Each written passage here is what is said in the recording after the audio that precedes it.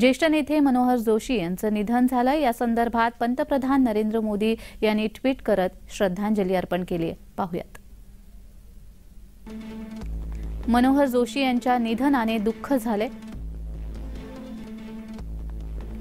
ते एक दिग्गज नेते होते ज्यांनी लोकसेवेमध्ये वर्षे घालवली। महापालिका, राज्य आणि राष्ट्रीय स्तरावर विविध जबाबदाऱ्या त्यांनी सांभाळल्या। महाराष्ट्राचे मुख्यमंत्री म्हणून त्यांनी राज्याच्या प्रगतीसाठी अथक परिश्रम घेतले। केंद्रीय मंत्री म्हणूनही त्यांनी उल्लेखनीय कार्य केले। लोकसभा अध्यक्ष म्हणून आपल्या कार्यकाळामध्ये त्यांनी आपल्या संसदीय प्रक्रियेला अधिक गतिमान आणि सहभागी बनवण्याचा प्रयत्न केला। मनोहर जोशी यांना 4ही विधिमंडळात काम करण्याचा बहुमान मिळाला। ते मेहनतीबद्दलही त्यांच्या स्मरणात राहतील।